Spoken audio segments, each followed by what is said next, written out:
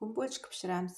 2 stakan süt, 1 stakan shakar, dro'ja, mayak solamiz 3 ta. Sutimizni pishirib olamiz. Endi gazga qo'yib ilitib olamiz. Sut ilitib o'tirgan vaqtda shakarimizni ham eritib olamiz.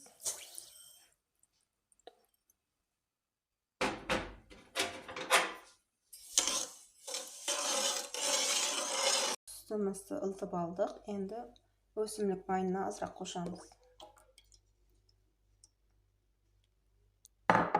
Endi dro'ja solamiz.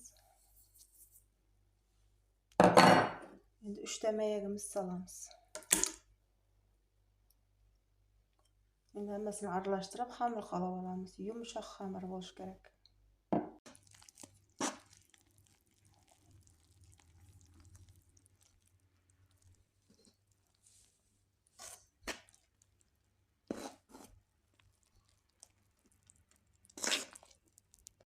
Yumshoqqina xamir bo'ldi.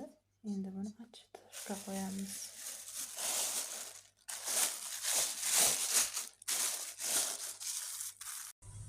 Xamirim oshib chiqdi. Kichkina zuvolachalar ishlab olamiz. Kichkina zuvolachalarga bo'lib oldim.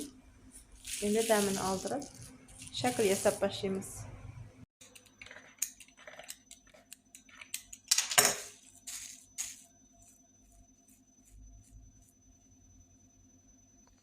Mana bo'lchikalarni shakl berib oldim. Endi bularni biroz muddatga dam oldirib qo'yamiz.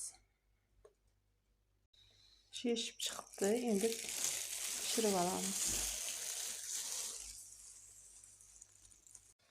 Bo'lchik bilan qaracha ichamiz endi.